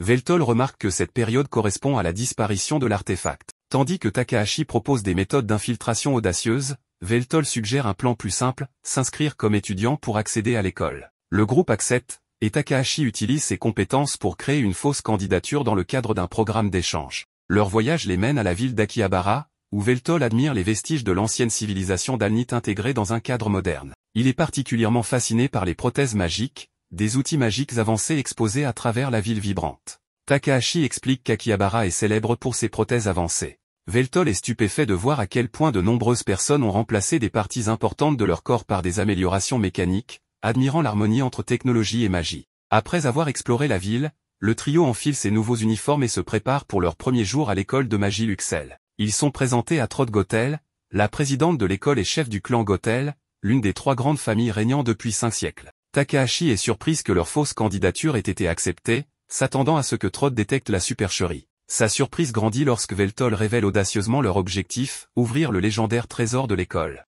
Contre toute attente, Trott, impressionné par la détermination de Veltol, leur accorde la permission d'essayer. Elle explique que le coffre est scellé depuis plus de 500 ans et que pour l'ouvrir, il faut 3 artefacts magiques appelés les Regalia. Chaque clan en possède un, la lame du clan Gothel, la couronne du clan Sébur, et l'orbe du clan Reynard. Cependant, l'orbe Reynard a disparu depuis des siècles. Trott leur montre la lame Gothel, symbole du pouvoir de son clan, avant de conclure la réunion. Après l'orientation, leur professeur Mag Rosanta qui va les conduire à leur classe. Lorsque Mag entre dans l'école avec les nouveaux étudiants, elle explique une règle importante, les élèves doivent retirer toute familia, esprits artificiels, ou amélioration technologique. Takahashi se hérisse face à cette restriction, mais Mag insiste sur le fait qu'elle est nécessaire, car s'appuyer sur de tels outils limite le véritable potentiel d'un sorcier. Mag présente les nouveaux arrivants.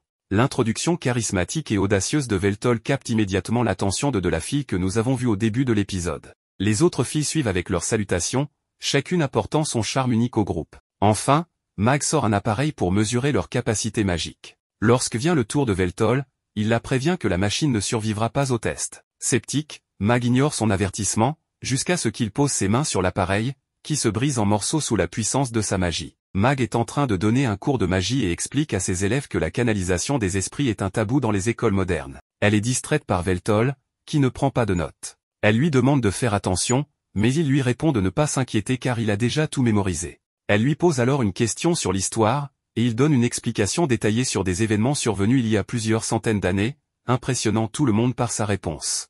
Après cela, on voit une étrange fille nommée Izuki en train de déjeuner. Elle entend tout le monde parler de Veltol, mais un garçon nommé Albert s'approche d'elle en l'appelant la chef du clan Reynard, qui est tombée en ruine. Il se moque d'elle en disant qu'elle n'a aucun talent pour la magie et qu'elle ne mérite pas d'être à l'école. Il ajoute qu'elle bénéficie d'un traitement de faveur parce qu'elle fait partie des 3 grandes maisons. Il commence à insulter ses parents, ce qui la met en colère, mais il lui dit de ne pas s'énerver car il ne fait que dire la vérité. Veltol intervient en lui disant de se taire car il apprécie son bol de nouilles, ajoutant que ce plat doit être mangé en silence. Il accuse Albert d'hypocrisie, affirmant qu'il a gâché son repas. Albert insulte Veltol en disant que faire du streaming en direct est un faux métier, mais Veltol le remercie d'avoir regardé ses streams. Albert lui dit de surveiller ses paroles car il parle à l'héritier de la famille Egram, mais Veltol reconnaît le nom de famille d'Albert et lui demande s'il est un descendant de Ganfal. Il mentionne que Ganfal est leur fondateur, mais Veltol le traite de lâche car il a fui pendant une bataille importante. Albert, furieux, dit que Veltol n'a pas le droit d'insulter son grand-père, et encore moins de le comparer à un être inférieur comme Izuki. Veltol répond qu'Izuki a plus de talent que lui, ce qu'Albert trouve impossible puisqu'elle ne montre aucune aptitude. Albert défie alors Veltol en duel pour lui donner une leçon.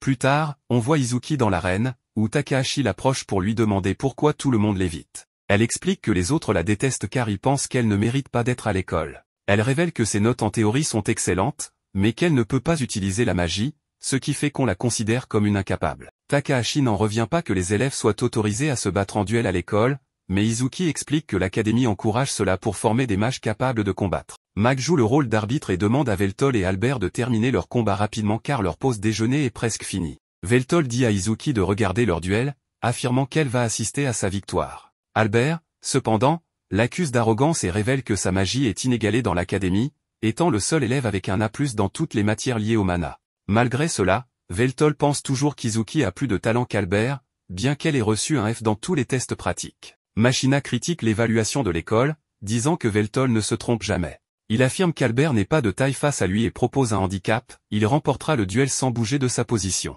Veltol promet de faire tout ce qu'Albert veut s'il perd, mais si Veltol gagne, il exige qu'Albert cesse de harceler Izuki. Albert accepte les conditions, sûr de sa victoire. Izuki supplie Machina d'arrêter Veltol car elle pense qu'il n'a aucune chance, mais Machina lui assure qu'il va écraser Albert. Mag annonce le début du duel, et Albert s'apprête à utiliser son sort, mais Veltol remarque qu'il retient ses coups et lui demande de se donner à fond. Albert utilise alors toute sa mana pour lancer son sort. Mag essaie d'arrêter le combat, craignant qu'Albert ne tue Veltol, mais ce dernier lui demande de ne pas intervenir, affirmant qu'il va lui donner une leçon. Albert commence son incantation, et Veltol l'encourage à aller jusqu'au bout, mais Izuki lui crie de bouger s'il ne veut pas mourir. Albert lance une flèche magique, mais Veltol l'attrape facilement et la réduit en miettes à main nue. Albert n'en revient pas, mais Veltol lui dit qu'il a un talent incroyable et qu'il pourrait devenir un puissant sorcier s'il s'entraîne pendant encore 200 ans. Veltol reconnaît les efforts d'Albert pour améliorer sa magie. Il s'excuse d'avoir été impoli envers son ancêtre et décide de le récompenser pour ses efforts. Veltol rassemble sa mana et crée une petite boule qu'il projette sur Albert, le faisant voler au loin. Izuki se demande ce qui vient de se passer, alors Machina lui explique que Veltol a lancé une masse de mana compressée. Cependant, Machina est contrariée car elle pense que cette puissance a été gaspillée contre un simple mortel. Izuki sait qu'un lycéen ne devrait pas être capable de faire cela et commence à se demander si Veltol est vraiment humain. Mag annonce alors que Veltol a remporté le combat. Après cela, Veltol parle à Izuki, qui le remercie de l'avoir aidé mais lui demande de rester à l'écart, de peur de lui causer des ennuis. Veltol et ses amis se promènent ensuite en ville, et Takahashi mentionne qu'Albert n'a rien à voir avec les autres personnes qu'elle a rencontrées. Machina pense que c'est parce que la culture d'Alnit reste forte à Akihabara. Takahashi dit qu'elle n'aime pas cela et qu'elle est contente d'être née à cette époque. Machina lui propose de rentrer chez elle, mais Takahashi révèle qu'elle veut voir ce qu'il y a dans le trésor. Elle demande à Veltol s'il peut l'ouvrir avec sa magie. Veltol explique qu'il pourrait, mais que le contenu serait détruit s'il le forçait. Ils doivent donc réunir les regalias. Takahashi mentionne qu'elle a fait des recherches et sait qu'un des regalias est détenu par le représentant de la ville électrique. Cependant, elle pense qu'ils ne trouveront jamais celui qui manque. Veltol suppose qu'Izuki, en tant que chef du clan Reynard, pourrait les aider à le retrouver, car son clan est probablement tombé en ruine à cause de la perte de leur regalia. Ils arrivent dans la ville électrique et réalisent qu'elle n'a rien à voir avec l'autre moitié de la cité. Takahashi mentionne qu'ils pourraient se perdre, alors ils ont besoin d'un guide. Elle leur dit qu'elle connaît déjà tout sur la ville et qu'elle sait où rassembler des informations. Elle les emmène dans un med-café où ils voient des serveuses discuter avec des clients. Veltol se demande comment ils peuvent recueillir des informations dans un tel endroit, mais Takahashi explique que toutes sortes de gens fréquentent le café et que les serveuses adorent les ragots, ce qui les rend utiles pour obtenir des informations. Machina remarque que l'endroit a une atmosphère unique, mais se demande pourquoi les articles sont si chers. Takahashi lui explique que c'est à cause des serveuses, car les clients paient un supplément pour réaliser leur rêve d'être servis par des filles mignonnes. Veltol et Machina ne comprennent pas, étant habitués à avoir des majordomes et des domestiques. Takahashi mentionne que son ami a été banni pour avoir harcelé une serveuse et leur dit d'être prudent. Veltol se souvient qu'Izuki lui a demandé de rester à l'écart. Takahashi pense qu'ils doivent être patients avec elle, car elle pourrait les éviter s'ils insistent pour lui parler. Machina ajoute qu'Izuki semble être une fille bien et qu'elle veut s'entendre avec elle. Takahashi décide de faire appel à une serveuse et remarque qu'il y a un système de demande. Elle demande la serveuse avec la plus grosse poitrine. Une serveuse s'approche pour prendre leur commande, et il réalise qu'il s'agit d'Izuki. L'histoire continue avec Izuki, qui ne s'attendait pas à revoir ces trois personnes, encore moins habillées ainsi. Pourtant, Machina et Takahashi sont vraiment contents de la tournure des événements. Même Veltol s'amuse de la situation et demande à Izuki de lui apporter la même chose qu'une table voisine, où un groupe profite d'une prestation spéciale du café tout en mangeant. Izuki est horrifié à l'idée de devoir faire une telle performance devant ses camarades de classe, car elle mourrait de honte. Machina lui dit qu'elle n'est pas obligée de le faire si elle ne le veut pas, mais Izuki, fière de son rôle de serveuse, décide d'aller jusqu'au bout. Elle se rend en cuisine pour préparer la commande et, lorsqu'elle revient, elle fait de son mieux pour offrir une expérience complète de Med Café, bien qu'elle soit intérieurement mortifiée. Une fois le repas terminé, Veltol et les autres la complimentent pour son excellent service. Comme il ne reste plus personne dans le café, ils lui disent qu'elle peut se détendre. Sans hésiter, Izuki s'assoit immédiatement et prend la boisson de Takahashi pour se rafraîchir. Veltol commence alors à discuter sérieusement avec Izuki. Il lui demande de confirmer qu'elle est bien la chef de son clan et lui explique qu'il a besoin de son regalia. Izuki lui demande pourquoi, et Veltol répond qu'il souhaite déverrouiller le trésor caché sous l'école et rassemble tous les regalias pour cela. Malheureusement, Izuki lui explique qu'elle n'a plus le regalia, ce qui a ruiné son clan. Désormais, elle n'est qu'une étudiante pauvre qui travaille à mi-temps pour survivre. Takahashi, curieuse, demande pourquoi les regalias sont si importants. Izuki explique que ces objets sont la preuve de la royauté de leur possesseur. Alors qu'elle parle, elle ressent une douleur soudaine aux yeux, ce que Veltol remarque, mais elle termine malgré tout son récit. Selon ses parents, après que le héros Graham ait vaincu le seigneur démon il y a 500 ans, la déesse Meldia, impressionnée, lui a offert les regalias, un vaste territoire, des trésors et sa bénédiction. Cependant, Graham a été exilé par le roi de l'époque, perçu comme une menace. Avant de partir, il a transmis les regalias et ses trésors à Luxel II, futur roi. Luxel les a ensuite confiés à ses trois fils, mais ceux-ci, incapables de partager le pouvoir, ont formé trois factions opposées, aujourd'hui connues sous le nom des trois grandes familles. Ces familles évitent de se mêler les unes des autres, mais la rancune persiste, ce qui explique pourquoi elles ne s'unissent jamais pour ouvrir le trésor caché. Izuki conclut en disant qu'il est inutile pour Veltol de lui en parler, car le regalia a disparu. Cependant, Veltol a une autre raison de lui parler, il veut entrer en contact avec Cornea Sebur. Izuki accepte d'organiser une rencontre, car elle doit une faveur à Veltol pour l'avoir défendu à l'école. Takahashi est si heureuse qu'elle étreint Izuki, mais cette dernière se met à rougir lorsque son ventre gargouille, n'ayant rien mangé pendant son service. Veltol propose alors de l'emmener dîner ailleurs, surpris par l'appétit vorace de Izuki. Pendant le repas, Machina complimente Izuki sur la rapidité avec laquelle elle a organisé une rencontre avec Cornea, l'homme le plus puissant de la ville. Alors qu'ils terminent le repas, des policiers apparaissent pour arrêter Izuki, prétextant une activité suspecte. Juste avant que les choses ne dégénèrent, Trat intervient, faisant remarquer que Izuki et ses amis ne font que dîner. Les policiers, intimidés par Trat, se retirent. Après leur départ, Trat demande à Izuki une discussion privée. Elle réitère son offre d'adopter Izuki dans sa famille, mais cette dernière refuse, souhaitant préserver le nom du clan Reynard en hommage à ses parents. Trat respecte sa décision, mais lui rappelle qu'elle sera toujours là pour la soutenir. Après le départ de Trat, Izuki ressent à nouveau une douleur intense à la tête.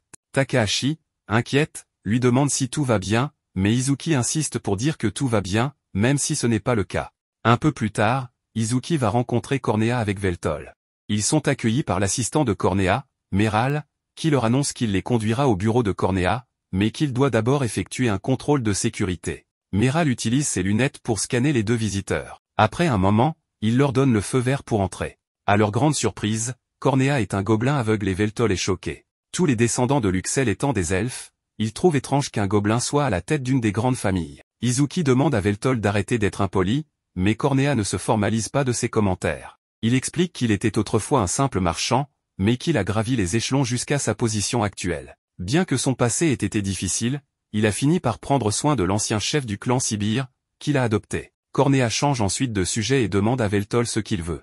Veltol explique qu'il souhaite obtenir des informations sur les regalias. Cornea trouve cela intéressant et, d'un claquement de doigts, il invoque la couronne des regalias pour la montrer à Veltol. Veltol pense immédiatement qu'il s'agit d'un armement d'âme, mais Cornea le corrige en expliquant que les regalias, y compris la couronne, ont été créés à partir de fragments de l'âme de la déesse Meldia. Ces objets peuvent être stockés dans l'âme de leur porteur et ne peuvent être extraits qu'avec le consentement de ce dernier ou sa mort. Veltol demande alors s'il pourrait obtenir la couronne en tuant Cornéa, ce qui met tout le monde sur ses gardes. Veltol précise rapidement qu'il plaisantait, et tout le monde se détend. Bien qu'il ait besoin de la regalia pour ouvrir le trésor, Veltol demande poliment à Cornéa de la lui prêter. Cornéa hésite mais accepte de lui faire confiance grâce à Izuki, qui a organisé leur rencontre. Toutefois, Cornéa explique qu'il ne suffit pas de posséder les 3 regalias pour ouvrir le coffre, il faut également accomplir un rituel pour devenir le roi légitime de la ville, ce qui entraînerait la résurrection de Meldia. Cornéa demande ensuite à parler à Veltol en privé. Une fois seul, il lui révèle que la regalia manquante se trouve quelque part dans la ville d'Akihabara, bien qu'il ne puisse pas localiser sa position exacte. Il demande à Veltol de protéger Izuki, car, malgré son attitude courageuse, elle est parfois plus vulnérable qu'elle ne le laisse paraître. Cornéa tient beaucoup à Izuki en raison d'une dette qu'il avait envers son père décédé, et il veut honorer sa mémoire en veillant sur sa fille. Il révèle également que la regalia manquante est probablement liée à l'âme de Izuki, ce qui fait d'elle la clé pour la retrouver. Plus tard, Veltol et Izuki retrouvent Mashina et Takahashi. Veltol annonce qu'il a obtenu la coopération de Cornéa, bien qu'il n'ait pas encore la couronne. Mashina et Takahashi sont ravis, et Izuki, embarrassé par leurs compliments, détourne les yeux. Avec leur objectif principal accompli, Takahashi propose de finir la soirée en dormant chez Izuki. Malgré quelques réticences initiales, Izuki accepte, mais elle regrette rapidement sa décision lorsqu'elle se retrouve par accident nue dans le bain avec Veltol. Izuki montre des souvenirs de sa vie, où de nombreuses personnes se demandent ce qu'elle fait dans une école de magie si elle n'a aucun talent. Elle murmure qu'elle aurait intégré l'école grâce à l'aide de la directrice et à des contacts. À cet instant, une fille, qui était son amie, apparaît. Malgré le fait que Izuki ait voulu s'éloigner d'elle pour éviter que le reste des élèves ne cesse de lui parler, cette fille n'en a pas tenu compte et lui a offert son amitié. Cependant, leur amitié s'est terminée à cause d'un incident. Izuki n'a pas été expulsé malgré son acte d'agression, ce qui a entraîné davantage de critiques à son égard. On voit ensuite un souvenir où un médecin de l'académie lui explique que, bien qu'elle soit une Reynard, il ne détecte aucun signe de canalisation spirituelle en elle, ce qui rend impossible qu'elle devienne une médium.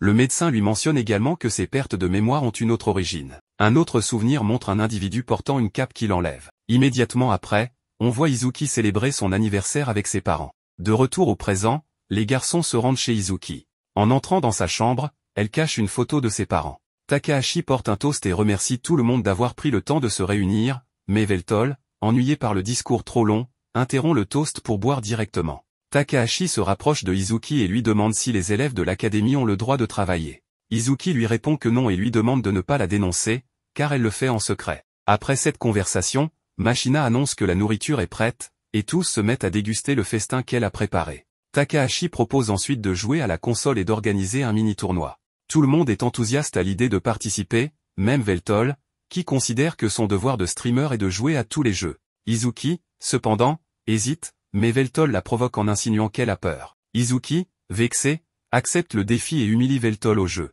Pendant que Mashina et Takahashi s'endorment, Veltol va prendre une douche mais oublie d'allumer la lumière. Izuki entre alors dans la salle de bain avec une serviette, confiante, et est surprise de le voir. Veltol plaisante en disant qu'elle n'a pas besoin de l'espionner si elle veut admirer son corps. Izuki le réprimande pour avoir laissé la lumière éteinte. Cependant, Veltol se lève sans serviette et plaisante en disant qu'elle peut se baigner avec lui. Malgré son hésitation, Izuki accepte. Dans le jacuzzi, elle interroge Veltol sur sa conversation avec le seigneur Cornéa. Veltol lui explique qu'il a reçu un héritage de son prédécesseur. Izuki lui demande pourquoi il s'est rapproché d'elle et s'il veut simplement être son ami parce qu'elle est la chef du clan Reynard. Veltol la rassure en affirmant qu'il agit toujours selon son cœur. Izuki se confie à Veltol sur son passé. Elle raconte qu'un jour d'anniversaire, alors qu'elle célébrait avec ses parents, des inconnus les ont attaqués et tués. Depuis, elle a grandi seule, protégée par Gothel et Cornéa, qui lui doivent beaucoup. Cornéa lui révèle que Izuki a hérité d'un artefact précieux, ce qui pourrait expliquer les attaques contre ses parents. De retour au présent, Izuki explique à Veltol qu'elle vit à Akihabara pour honorer le souhait de ses parents, qui voulaient qu'elle mène une vie noble. Cependant, elle ajoute que toute personne qui se rapproche d'elle finit blessée ou tuée. Elle conclut en disant qu'elle évite de s'attacher aux autres et qu'elle ne sera jamais heureuse. Veltol la félicite pour avoir partagé son passé sans rien cacher et la remercie de lui avoir fait confiance. Izuki demande à Veltol s'il peut lui promettre de ne pas lui en vouloir, peu importe ce qui pourrait lui arriver. Veltol jure sur son nom complet que cela n'arrivera jamais, puis lui éclabousse de l'eau au visage. En sortant de la douche, Veltol lui dit que ce moment qu'ils viennent de partager ne doit jamais être oublié. Izuki, rouge de gêne, se retrouve troublé par les paroles charmantes du séduisant Veltol. Au même moment, un individu mystérieux caché dans l'ombre apparaît. Veltol lui demande qui il est, et l'homme répond qu'on peut l'appeler sans visage et qu'il est, en quelque sorte, un héros du clan. La personne demande à Veltol de quitter immédiatement la ville, expliquant que Marcus était un membre de leur guilde, et après l'avoir vaincu, la guilde le voit comme une menace. Il promet qu'aucun mal ne leur sera fait si Veltol accepte de partir et qu'ils s'occuperont du trésor à sa place. Veltol, excédé par ces paroles, lui ordonne de se taire et rejette sa proposition, affirmant que l'arrogance de Sans Visage est insupportable. Pendant ce temps, Izuki, terrifié, agrippe le bras de Veltol. De son côté, Cornea est assis tranquillement lorsque Trat arrive pour le voir. Cornea ordonne à ses gardes de les laisser seuls, et une fois cela fait, Trat s'approche du gobelin pour lui couper la tête et lui voler sa couronne. À l'école, les élèves apprennent qu'une explosion a coûté la vie à la professeure Mag, ce qui inquiète profondément Izuki. Peu après, les nouvelles annoncent que leur Cornea a été assassiné, et Trat est suspecté, mettant en péril l'équilibre fragile entre les deux grandes cités. Izuki reçoit alors un message de Gothel qui lui demande de la rejoindre. À l'école, une réunion d'urgence est convoquée, et tous les élèves sont sommés de se rassembler. Une mystérieuse jeune fille masquée apparaît lors de la réunion. Izuki, de son côté, se rend au rendez-vous mais découvre que la personne qu'elle rencontre n'est pas Trat. Le lieu s'assombrit tandis que la fille masquée lance une attaque et prend 4 élèves en otage, menaçant les autres de ne pas bouger. Pendant ce temps, Izuki comprend que la personne en face d'elle est en réalité la professeure Mag. Cette dernière lui révèle qu'elle a volé le corps de Gothel pour accomplir une mission secrète et qu'elle a orchestré la mort de leur Cornea. Mag lui explique également que Izuki est lié à la déesse Meldia, qui utilise son corps comme réceptacle. Elle lui révèle que l'orbe sacré, implanté dans son œil droit sur ordre de sa mère, est la clé pour éveiller la déesse. Mag affirme aussi qu'elle est responsable de toutes les tragédies ayant touché Izuki, car elle devait éliminer tout obstacle à son plan. Veltol et ses amis affrontent la mystérieuse fille masquée et réussissent à la vaincre. Takahashi avertit que l'ennemi est en route vers Izuki. Pendant ce temps, Mag continue de se moquer de Izuki et lui rappelle que même après tout, elle était venue chercher des conseils auprès d'elle. Izuki est rongé par la culpabilité lorsque Veltol arrive. Mag, triomphante, leur assure qu'ils n'ont ni gagné ni perdu, car les flammes de la guerre se propagent déjà. Veltol réconforte Izuki, qui commence à accepter son rôle en tant que déesse Meldia. Pendant ce temps, Gram observe la scène depuis le sommet d'un bâtiment. Kinohara lui reproche de ne pas intervenir et de les aider comme un héros devrait le faire. À cet instant, une rafale de lumière éclaire toute la ville, les laissant stupéfaits. Pendant ce temps, la déesse Meldia se montre irritée par le comportement du protagoniste, qui garde la tête haute devant elle, un signe de manque de respect. Meldia remarque néanmoins que cela ne l'étonne pas venant du Seigneur des Ténèbres. Veltol, le protagoniste, s'étonne de voir Meldia à cette époque, une surprise réciproque bien qu'elle observe qu'il est affaibli. Il rétorque qu'elle aussi est affaiblie, car son apparence humaine révèle qu'elle a perdu sa fierté divine. Meldia, vexée, passe à l'attaque. Bien que Veltol réussisse à parer ses coups, il subit des dégâts, mais cela l'encourage à constater que sa régénération progresse. Il est excité à l'idée de combattre un dieu, un jour qu'il n'aurait jamais imaginé, et se prépare à montrer la puissance de la foi de ses 3 millions d'abonnés. Meldia le qualifie d'insignifiant, rappelant qu'il a déjà été vaincu par Gram. En réponse, Veltol la traite de déesse médiocre, ce qui la pousse à attaquer violemment avec un éclair, détruisant une grande partie de la route. Lorsque Veltol tente de riposter, une pierre dévie son attaque, et il perd un bras. Il comprend rapidement que Meldia manipule le karma à son avantage, garantissant la réussite de ses propres attaques et l'échec des siennes. Cette capacité à manipuler le destin fait d'elle une adversaire redoutable. Il devine que Meldia a utilisé cette capacité pour priver Gram de son humanité et de la possibilité de vieillir. Cela la perturbe lorsqu'elle admet avoir voulu rendre Gram heureux. Ses émotions incontrôlées la rendent instable, et une partie de son corps commence à retrouver sa véritable forme. Izuki, témoin de la scène, supplie Veltol de l'aider. Veltol promet de l'aider, mais Meldia reprend le contrôle et continue d'attaquer. Pendant ce temps, Machina combat une mystérieuse femme nommée Ange, qui se révèle être immortelle. Ange se protège avec des ailes noires contre les attaques de Machina, qui finit par utiliser un sort pour exploiter le sang des immortels. Cela blesse gravement Ange, mais elle se relève rapidement, confirmant ses capacités surnaturelles. Machina soupçonne qu'Ange pourrait être lié à Mei, une connaissance passée, mais elle ne peut approfondir ses réflexions, car Ange perd conscience après avoir libéré une puissante énergie. Veltol, de son côté, poursuit son combat contre Meldia, qui l'accuse de fuir comme un lâche. Il rétorque qu'elle est hypocrite, car elle s'est cachée dans le corps d'une jeune fille. Meldia intensifie ses assauts, mais Veltol comprend enfin sa nature divine, elle peut dévier automatiquement les attaques physiques, mais doit manuellement contrer les sorts chargés en mana. Meldia menace de lui voler son âme pour l'empêcher de revenir dans ce monde et révèle son désir de retrouver Gram pour lui demander pardon. Veltol, intrigué, demande si elle réalise ce qu'elle a infligé à Gram. Meldia admet que son amour pour Gram l'a poussée à lui donner l'éternité, un acte dont elle se sent profondément coupable. Elle demande à Veltol ce que Gram ressent vraiment. Il accepte de répondre, mais seulement si elle rend le corps de Izuki, qu'elle a pris de force. Consciente de ses torts, Meldia pleure et s'excuse sincèrement, reconnaissant la gravité de ses actions. Notre protagoniste, Veltol, tente d'aider Izuki à reprendre le contrôle de son corps face à Meldia. Bien que Izuki y parvienne partiellement, Meldia refuse de lâcher prise, affirmant qu'elle doit être aux côtés de Gram. Izuki proteste en expliquant qu'elle n'a rien à voir avec cette histoire et demande de l'aide. Meldia reprend alors complètement le contrôle et attaque. Pour contrer, Veltol invoque Vernal Diel, ce qui surprend Meldia. La posture de préparation de Veltol lui rappelle celle de Gram, et, sous l'émotion, ses yeux deviennent injectés de sang. Elle libère une sphère rouge entourée de runes, un sort qu'elle a appris de Mac. La sphère éclate peu après, révélant une Meldia encore plus puissante. Malgré les blessures infligées par ses attaques, Veltol refuse de se rendre. Le combat prend une tournure lorsque Gram intervient pour sauver Veltol, le stoppant avant qu'il ne soit projeté à travers d'autres bâtiments. Gram demande ce qui se passe avec Meldia. Veltol explique qu'elle est une femme obsédée par un homme, mais il insiste sur le fait que le corps est celui d'Izuki, une amie qu'il doit sauver. Il demande à Gram de le couvrir pour pouvoir s'approcher de Meldia. Gram accepte et utilise son épée pour détruire les attaques de Meldia, tout en protégeant Veltol. Ensemble, ils mènent une attaque coordonnée, Gram distrait Meldia, permettant à Veltol de la transpercer avec son épée. Meldia, déconcertée, s'excuse en pensant que Gram l'a toujours détestée. Cependant, Veltol lui assure qu'elle aurait dû avoir confiance en Gram, car il ne l'a jamais haï pour l'avoir aimé. Au bord des larmes,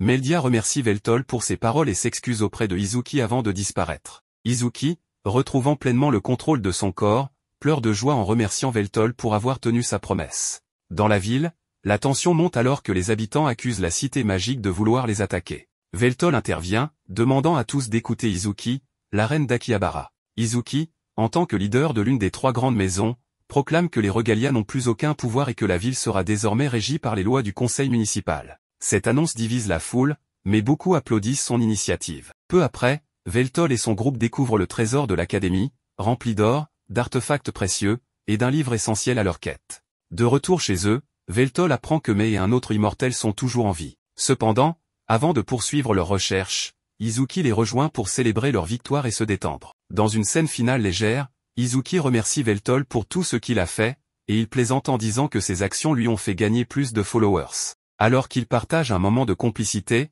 Meldia exprime ses remerciements à Izuki, montrant que même dans sa disparition, elle a trouvé la paix.